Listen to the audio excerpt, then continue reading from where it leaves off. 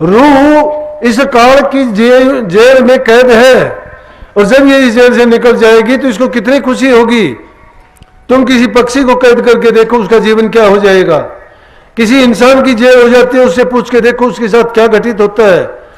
ये रूह काल की जेल में इसी प्रकार से बंद है, लेकिन ये रूह क्यों नहीं जानती। ये सब की सब रूहें जब कैद हो एक दूसरे को देख के सोचती है कि हम कैदी नहीं है, लेकिन संत देखते हैं उनको ये काल की जेल में कैद हैं, और वो कैद से छुड़ाने के लिए रास्ता बताते हैं कि तुम इस कैद से किस प्रकार से बरी हो सकते हो। तो प्रेमियों, उससे बरी होने का क्या है, नाम का सुमन करो। जब भी खाली होते हो नाम का सुमन करते रहो। कुछ दिन की ही आपको दिक्कत है, जब एक बार आदत डाल लोगे फिर याद करने की भी जरूरत नहीं रहेगी। जैसे कबीर साहब ने कहा ना कि माड़ा फेनो हर बजो मुख से कहूं न राम, मेरा साईं मुंह को बजे तब पाऊं विश्राम। वो उस अवस्था का नाम है। कबीर साहब कहते हैं कि उस अवस्था में मैं पहुंच गया कि हम ना तो माड़ा फेंकता हूं मैं, और ना परमात्मा को याद करता हूं, और ना ही जबान से मैं प्रभु का नाम लेता हूं। ये उस अवस्था का नाम। उस अवस्था में जब आ जाता है आदमी, अरे पानी में जाके तुम गोता मार दोगे और पानी में गोता मार के चारों तरफ देखोगे क्या होगा, पानी ही पानी होगा। तो फिर कहते हैं फिर मुझे याद करने की जरूरत नहीं, अब तो मुझे वो ही याद करता है। जब एक ही रूप होगे, बूंद जब सागर में जाके मिल गई एक रूप होगी उसमें, सारूप एक मुक्ति का नाम है। 4 मुक्ति जो बताई गई है उसमें से आखिरी मुक्ति है, लेकिन संतों की वो मुक्ति नहीं है। संत तो इस बीज का ऐसा नाश कर देते हैं कि कभी ये संसार में मुड़ के आता ही नहीं। एक ही मुक्ति है। शास्त्रों में 4 मुक्तियों का वर्णन किया गया है, लेकिन जो हमारी मुक्ति निज नाम में जाके हम अपने आप को विलीन कर दे, वो अवस्था है कि रूह को सतपुरुष के चरणों में जाके जोड़ देना। ये जिस भंडार से जुदा होके आई थी उसी में वापस पहुंच जाती है। इसलिए अपने आप को ऐसा बना लो कि तुम्हें ये याद करने की जरूरत नहीं रहे, लेकिन उसके लिए पहले क्या करना पड़ेगा, पहले मेहनत करनी पड़ेगी। जो बंधन है उन बंधनों को काटना पड़ेगा। बंधन ऐसे नहीं कटते, आज के नहीं है, जन्म जन्मांतरों से हैं। प्रारब्ध के कर्म हमारे बहुत बुरे हैं। बार बार मन को मोड़ते हैं, बार बार मन भटकता है, बार बार मन को इस तरफ लगाते हैं, फिर दुनिया में जाता है। तो ये खेल देखा करो, ये खेल अभ्यास करते हो उस समय देखो। जब भी तुम ध्यान करोगे, जब भी तुम ध्यान करते हो, एकाग्रचित होने का प्रयास करते हो, मन जाएगा तुम्हारी दूसरी बातों में, ख्याल आ जाएगा। और ख्याल आएगा, पता नहीं कब जाके आपको याद आए कि मैं क्या कर रहा था, ख्याल मेरा कहां गया। अगर मन की पहरेदारी करते रहोगे, सचेत रहोगे, उसकी निगरानी में मन को रखोगे, तो ख्याल आते ही मन को उस ख्याल से हटा के फिर वापस वहीं ले आओ। जब हमारी यह अवस्था हो जाएगी, जिस प्रकार से रस्सी सिल पर निशान पड़ जाते हैं उनमें गलती है बार बार, कितना भी उसको निकालो वापस उसी में जाके गिरती है। नाम का ऐसा अभ्यास करो कि अभ्यास करते करते हमारे अंदर में भी वो इसी प्रकार से लाइन पड़ जाए, जिस प्रकार से वो रस्सी वापस जाके उसी में डल जाती है, तो रूह भी वापस उसी में जाके मिल जाए। बार बार इसको तुम देखोगे, पाओगे। भाई आपके साथ नहीं होता होगा, मैं तो ऐसा करता हूं, मेरे साथ होता है। मैं किसी की नहीं, मैं अपनी देखी बात बताता हूं। और मेरे तरीके भी कुछ अलग ही प्रकार के हैं। मैं ना किसी की नकल किया करता हूं, सदगुरु की कृपा है, मालिक ने जो बताया मैं उस रास्ते पर चला। उनके साथ साथ जब चलता, कई बार तो ऐसे अवसर भी आए कि महाराज जी मेरे से पूछते भी थे, बड़े अजीब और गरीब सवाल जानबूझ के करते थे, और उनको पूछने की, जानने की या कोई जरूरत नहीं, शायद वो मुझे जानना चाहते थे करता है कि नहीं करता। बैठे बैठे एक दिन कहने लगे, क्यों भाई शब्द की धुन तेरे को भी सुनती है क्या? हाँ जी, किसी को सुना भी सकता है। ने बोला कौन सी सुनती है? मैं बोला जी बहुत आसान है। बोला कैसे बता? मैं बोला जिसको सुनना उसी को ख्याल कर ले। हम ख्याली भक्ति करते हैं सब। बड़े हंसे, बोले वाह भाई बात तूने सच्ची कही।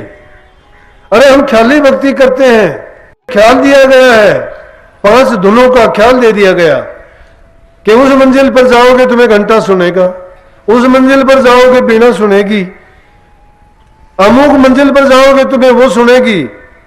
तुम किस चीज का ख्याल करते हो? तुम भक्ति नहीं करते, तुम तो धुन की भक्ति करते हो, ख्याल की भक्ति करते हो। लेकिन बुरी नहीं है, पहले ख्याल की भक्ति करो, पुख्ता हो जाएगी। जब मकान बनाते हैं ना, मकान बनाते वक्त उसमें नीचे पहले ढोला बांधते हैं, शटरिंग फिर नहीं रखते, वो हटा देते हैं पकड़ने के बाद। जब ख्याली भक्ति है, उस ख्याल को लगाओ तुम। तो कहते थे कि सच्ची है, लेकिन मैं कुछ अजीब सा ही सोचता हूं। अब भी आरती बीनती भले आश्रम में मैंने शुरू की थी, अब मैं नहीं जाता, लेकिन मैं कभी आरती बीनती प्रार्थनाओं को कभी नहीं छोड़ता। क्यों नहीं छोड़ता? मेरी आदत होगी वो। एक बार नहीं, मैं 2 बार रोजाना करता हूं। कब करता हूं ये भी मैं अजीब बात बताऊंगा कि जब मैं बाथरूम में जाता हूं तब करता हूं। तो इसीलिए मैं दूसरों को भी कह देता हूं कि नाम सब चीज को पवित्र करने वाली है। ये मत समझो कि बुरी चीज में उसका नाम क्यों लें। अरे जो पापियों का पाप का नाश करती है, दुष्टों के दुष्ट कर्म को मिटाती है, तो उसमें बुरी जब तो इंसान जब है जब बुरे ख्यालात रखता है, बुरे विचार करता है। हमारे लिए तो वही मंदिर है जहां जाके कबीर साहब कहते हैं, जहां जहां जाऊं सोए पर कमा, जो करूं सो सेवा, जो सोऊं सो करूं दंडवत पूजूं और न देवा। हर कर्म में हमारे वो चीज होनी चाहिए। बोलने में नाम होना चाहिए, सुमरने में नाम होना चाहिए, सोचने में चिंतन में नाम होना चाहिए, खाने में नाम होना चाहिए। जब बोलते हो, बोलने का मतलब नहीं सबने कहा है, मीरा ने कहा, रविदास जी ने कहा। रविदास जी ने तो जब ब्राह्मणों ने उनके साथ की तो अपने शरीर को चीर के बता दिया। ब्राह्मण बोले कि तू कैसा भगत है? बोला कि तुम कैसे पंडित हो? कहने लगे क्यों? बोला कि तेरा जनेऊ नहीं है। पंडित कहने बोले तुम्हारा तो बाहर का जनेऊ है, मेरा अंदर का जनेऊ है। बोला दिखा। तो दाती ली और उसे शरीर चीर के दिखा दिया। काक में तो रापी का दी चीरे ओपनों गात, 4 जुगों की 4 जेवड़ी 8 गांठ न उतार। बोला कि ये है जनेऊ, दिखाओ। मेरे अंदर में है, रोम रोम में रमा हुआ है। क्या दिखाना उसका? वो दिखाने की चीज नहीं है। इसलिए हमारे हर कर्म में होना चाहिए। तो मैं तो ऐसा करता हूं, इसलिए मैं आपको भी वही बताता हूं जो मैं करता हूं, कि उसको जब करोगे पुख्ता अपने आप हो जाएगा। कैसे करो आप कि मुझे समय नहीं मिलता ध्यान का, भजन का, वहां कौन रोकेगा? बोलो।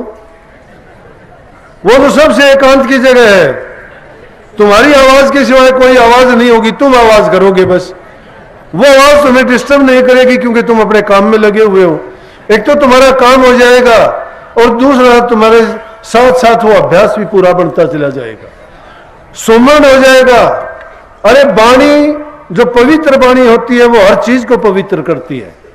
नाम की महत्ता क्या है? नाम में वो पवित्रता है जो हर चीज को शुद्ध। मंत्रों में क्या है? शुद्धता है। मंत्र है क्या? कबीर साहब की बात सुनी होगी। कबीर साहब जी के गुरु नहीं थे कोई भी। रामानंद जी या कोई, रामानंद जी की बात है, ब्राह्मणों ने कहा तेरा गुरु नहीं है, तू क्या सत्संग करता है, क्या परमात्मा को याद करता है, तुझे भेद नहीं कोई भी।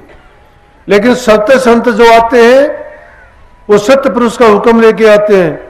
तो उन्होंने सोचा, युक्ति सोची कि यूं तो उस युग में शूद्रों को, नीची जाति वालों को, ऊंची जाति वाले या ब्राह्मण लोग अपना शिष्य नहीं धारण करते थे, नहीं बनाते थे। द्रोण ने भी एकलव्य भील को अपना शिष्य स्वीकार नहीं किया था।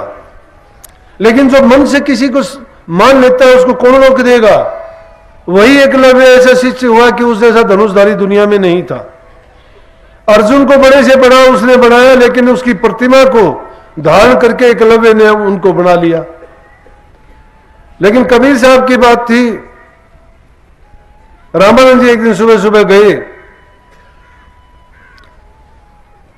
तो अंधेरे में ही वो जल्दी बाहर घूमने के लिए जाते थे। कबीर साहब रास्ते में मिले, कहने लगे राम राम पंडित जी। नहीं बोले। फिर बोले राम राम पंडित जी, नहीं बोले। वो घूम फिर के आए, तालाब में कूड़ा वगैरह कर लिया और उसके बाद बोले कि राम राम पंडित जी। बोले राम राम भाई राम राम। बोला पंडित जी जब आप राम राम नहीं बोले, मैंने पहले भी बोला था। बोले भाई जब मैं पवित्र नहीं था, घूमने के लिए गया था, तो मैंने अपने जल से स्नान नहीं किया था, शुद्ध नहीं था मैं। बोले आप पंडित जी? बोले कि अब तो शुद्ध हो गया। मेरा शुद्ध कैसे हुए? कहने जी जल से। मेरा जल कैसे शुद्ध होया? बोला मंत्रों से। मेरा राम के नाम में क्या था? मेरा मंत्र ही था। कहने का मतलब वो मंत्र ही सब चीजों को शुद्ध करने वाला है, राम का नाम ही हर चीज को पवित्र करने वाला है। तो अशुद्ध कहां हुआ? अरे अशुद्धों को शुद्ध कर, जल को शुद्ध मानते हो क्या? मिट्टी को शुद्ध मानते हो क्या? मिट्टी शुद्ध कैसे है? पखाना इस पे करते हो, पेशाब इस पर करते हो, थूकते इस पे, शुद्ध नहीं है। लेकिन बर्तन मांज के शुद्ध कर लेते हो। जल में मेंढक मछली सब कुछ उसी में उसको गंदा करते, दूषित करते हो, शुद्ध है क्या? कहां शुद्ध है? शुद्ध नहीं है। शुद्ध तो एक राम का नाम ही है, जो कोई मिलोनी नहीं है। वो जहां कहीं भी बैठ के लोगे उस हर चीज को पवित्र कर देगा। अरे मरने के उपरांत भी उसी को याद करते हो, यज्ञ हवन पूजा पाठ में भी उसी मंत्र को याद करते हो। किसी के पैदा होने पर होम, कोई कुछ होम करते हो तो भी उसी को याद करते हो। कोई नई चीज की शुरुआत करते हो तो उसी को याद करते हो। तो हर दिन की शुरुआत जब होती है तो भी उसको याद किया करो, हर दिन का अंत होता है तो भी उसको याद किया करो। जब अंत करते हो तो पछताते हुए किया करो कि मैंने कीमती समय खो दिया, और जब नई सुबह आती है तो ये सोच के किया करो कि मैं अपने समय को व्यर्थ नहीं खोऊंगा। तो जो इस प्रकार से हर पल ये सोचता रहेगा तो वो नाम की कमाई भी कर लेगा, अपने जीवन का पूरा लाभ उठा लेगा और निश्चित रूप से उसका जीवन सही मार्ग पर चलेगा। लेकिन हर पल अपने गुरु का एहसान मानो। जो गुरु का गुणगान नहीं कर सकता, सत्संग का जिक्र, अगर संत परमात्मा गुणगान नहीं करते, कौन जानता राम को कि राम कोई चीज है? परमात्मा किसी ने देखा नहीं, किसी ने जाना नहीं। अरे उसके भक्तों ने, उसके चाहने वालों ने उसका गुणगान किया तो ही उसकी ये हमारे मन के अंदर पैदा हुई ख्वाहिश कि उसको जाने। वो कल्याण करने वाला है, दुखों को मिटाने वाला है। लेकिन उसका भेद हमें किसने दिया? सतगुरु ने दिया। तो सतगुरु को जब याद नहीं करते, सतगुरु के गुणों का बखान नहीं करते, सत्संग की महिमा नहीं गाते, नाम की महिमा नहीं गाते, तुम्हारे पल्ले है क्या? जिक्र और चलते रहते हैं, दूसरी बातों को सुबह से लेके शाम तक तुम पीटते रहते हो, क्या मिलेगा? सब चीजों को भूलो, नाम को ना भूलो। अंत सहायी नाम है, वही कल्याणकारी है, लाभकारी है, गुणकारी है, जीवन को बढ़ाने वाला है, और वही हमें दुखों से छुटकारा दिलाने वाला है। किसी भी अवस्था में गाफिल ना हो, धन हो जाए गाफिल ना हो, ऊंचे पद मिल जाए गाफिल ना हो, ऊंचे महल मकान बना लो, बड़े मत बनो। उस शक्ति का, अदृश्य शक्ति का हमेशा ख्याल रखो कि उसकी सत्ता, उसके सहारे हम जिंदा हैं। वही करेगा, वही हमारे लिए, ना हमारा बल चलेगा और ना हमारी चतुराई चलेगी। इसलिए हमेशा अपने गुरु के निमित्त होकर काम करो, मालिक आपका अच्छा ही अच्छा करेगा।